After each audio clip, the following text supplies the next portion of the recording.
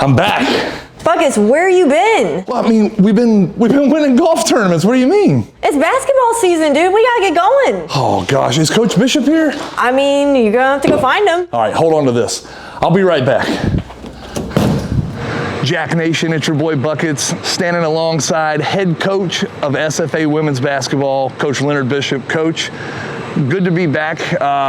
We're, a week and a half away from basketball season. I know it's my favorite time of the year. I'm sure it's yours too.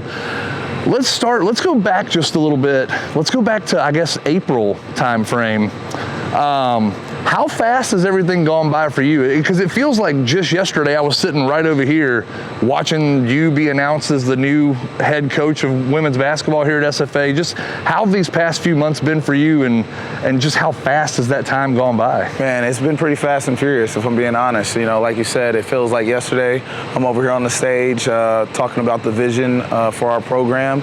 And then after that, I had to put a staff together and I had to hire some coaches. And so once I got them in, then we had to find some players to play the games. And so after we did that, we got our team together and we took them over to Italy. So it's been nonstop. It's been fast and furious, but I'm just extremely fortunate and blessed to have this opportunity. And so I love coming to work every day still. So I love that. I know it's been a little while back, but tell me about that Italy trip. You've got, a lot of new faces coming into this team, and everybody knows our returners. What did that trip do for you as a team to kind of bring everybody together? And I mean, that was really kind of that first bonding experience for the newcomers, the OGs, if you will. Just what did that do for you guys as a team? Well, yeah, this is like our first rough draft. We had 6 returners and 8 newcomers, so we kind of wanted to see what we were going to get from each individual. So I was able to start every kid on that trip. We played 3 games that were pretty competitive. We won all 3, but most importantly, we got to learn more about each other on and off the floor, tendencies, likes, dislikes, and situations where people can have success. So for me, it was obviously my first time as a head coach and in that seat. So called my first time out and was able to learn what it's going to look like for me to be the head coach.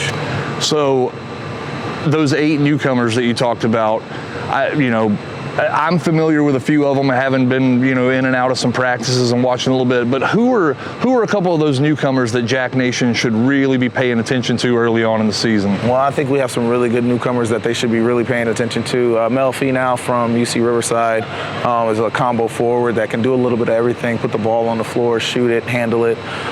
We have Jasmine Bowles, who's a transfer from North Texas, just a solid IQ kid that understands motion, understands how to play. We have Trinity Moore. She's coming over from Oral Roberts. Her twin sister plays at West Virginia. I'm surprised the national media hadn't caught on to that.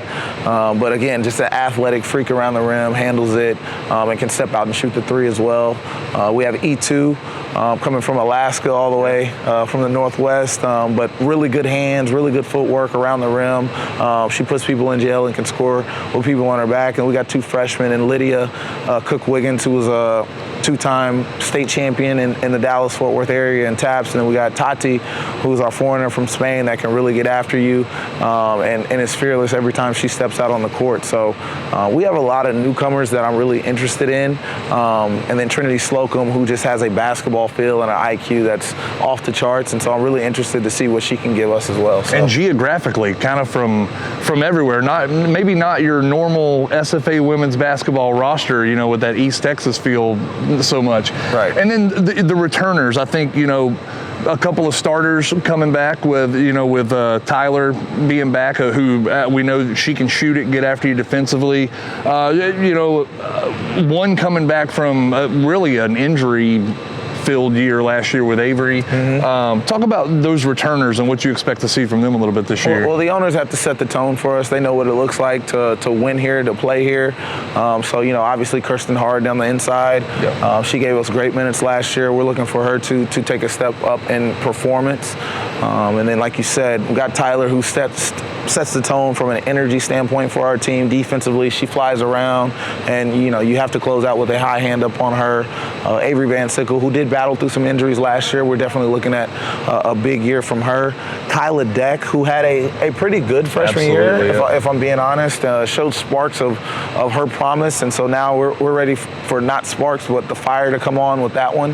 And then you got Zoe Nelson, who, same thing. She had sparks in her freshman and sophomore year, but now we definitely just want to continue to see her grind and get better and show more consistency in her game night in and night out. And then you got Destiny Lombard, who's an athletic freak who's come off the bench that we're going to definitely lean on early to make some plays and to make some buckets for us. So everybody's seen the schedule, a really good schedule for SFA women's basketball this year. But what I've noticed, those first 5 games, you get 4 out of the first 5 here in the Sawmill, and a couple of tough games. Liberty coming into our building. You've got Rice making that return trip here to Nacogdoches this year. How important is it for you guys to get off to a quick start, having those 4 games here in your building? Well, it's important for us to get off to a quick start. It's important for us to kind of understand how to play together. And I want to be tested early. I want, because obviously once you get into WAC play, most of your tendencies are set. So I want us to be tested early. I want us to see what high-level competition looks like. So, hopefully we battle our way through the WAC and get to the NCAA tournament. And we won't be shocked with those type of level of teams. And then speaking of the WAC, the coaches preseason poll, you guys picked to finish 5th in the WAC this year. As a staff, as a team, do you guys pay a lot of attention to that kind of stuff, or is it just kind of put the blinders on and we just worry about Lady Jack basketball? For me as a new coach, I can't get caught up in where people are going to preseason rank us. Like you said, I have to put the blinders on and make sure I'm preparing our team to go out and win the next game every single night. So, again, polls are polls, and, they do have some value, but at the same time, the game is played on the court, and so that's what we got to get prepared to do. The game will be played on this very court, November 6th, 9:30 a.m. Go ahead, fill up the Sawmill, come out, watch some Lady Jack basketball. Coach, appreciate you taking the time. Appreciate you, man. Thank you. We'll catch you guys on the next episode of the Axum Insider, Axum Jacks.